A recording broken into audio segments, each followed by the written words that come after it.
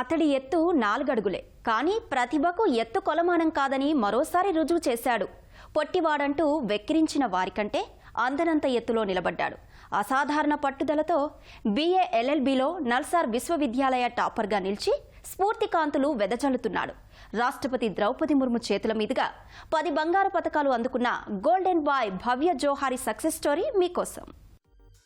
పుట్టుకతో వచ్చిన లోపం గురించి, సమాజంలో ఎదురవుతున్న అవమానాల గురించి ఆలోచిస్తూ కూర్చోలేదు భవ్య జోహరి. స్పష్టమైన లక్ష్యం ఏర్పరచుకుని ఆత్మవిశ్వాసంతో అనుకున్నది సాధించాడు. ప్రతిభకు ఆకాశమే హద్దు అని నిరూపించాడు.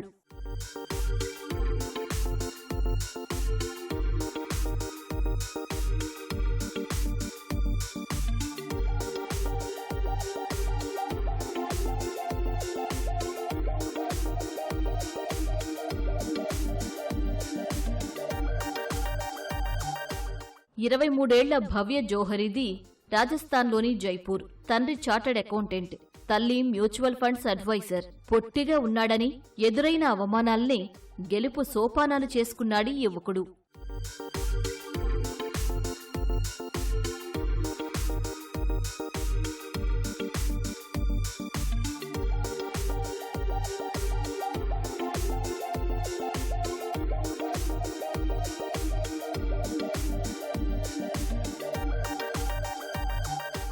జన్యు సంబంధ వ్యాధి వల్ల 3 అడుగుల 9 అంగుళాల వరకే ఎదిగాడు భవ్య జోహరి. అయినా అమ్మా నాన్న ప్రోత్సాహంతో చదువుపై దృష్టి సారించాడు. అవహేళనలు దాటి యూనివర్సిటీ టాపర్గా నిలిచాడు. ये सफलता की आशा बिल्कुल भी नहीं थी। पिछले पूर्ण 5 वर्ष में हमारा पूरा ध्यान केवल और केवल कर्म पर केंद्रित था और कर्म फल पर नहीं। And to this and when the results were announced, हमें बहुत गर्व महसूस हुआ कि हमें इतने सारे स्वर्ण पदक मिल रहे हैं और हमें इस सफलता की उपलब्धि की बहुत ज़्यादा खुशी भी हुई। परंतु इस सफलता की उपलब्धि की खुशी से ज़्यादा हमें इस बात की खुशी ज़्यादा थी कि हम उस हर एक जने को गौरवान्वित महसूस करवा पाए जिनकी वजह से हमें ये सफलता की उपलब्धि हुई। हमारे माता पिता, हमारे भाई की वजह से ही I was able to strive for excellence and I am who I am because of them. Also it was through the support of my family, my friends और मेरे शिक्षकगण जिन्होंने मुझ पर विश्वास रखा and made me believe that I can achieve this feat. NALSAR university టాపర్గా నిలవడంతో వరుస ఉద్యోగ అవకాశాలు తలుపు తట్టాయి. అయినా ఆస్ట్రేలియా మెల్బోర్న్ యూనివర్సిటీలో మాస్టర్స్ చేయాలని నిశ్చయించుకున్నాడు భవ్య Johari. Over a period of time, हमारी जो रुचि है, it got developed in the intersection of human rights, disability laws and criminal law.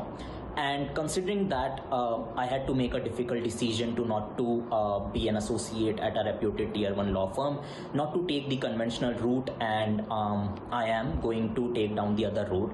I will be pursuing a master's in the field of public international law at Melbourne Law School and then see where the road will take me. But I will return to India.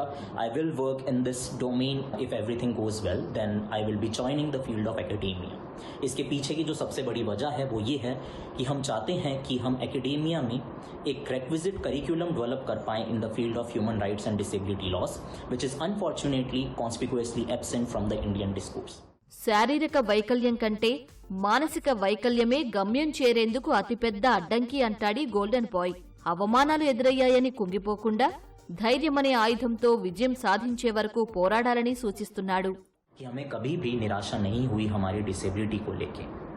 I would be lying if I will state that I have never ever questioned God on multiple of times, on multiple of occasions as to why me, why I am suffering with this disability per se.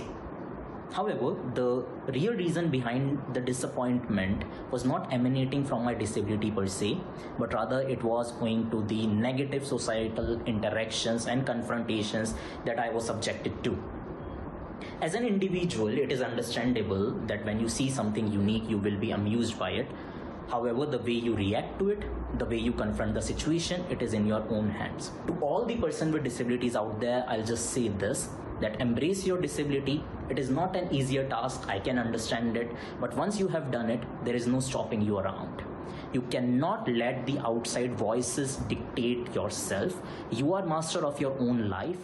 ఎగతాళి చేశారని బాధపడకుండా తదేక దీక్షతో లక్ష్యం వైపు అడుగులేసి విజేతగా నిలిచాడీ golden bye. ఉన్నత విద్య పూర్తయ్యాక భారత్లో మానవ హక్కులు, పర్యావరణ చట్టాల కోసం పనిచేయాలని అనుకుంటున్నాడు.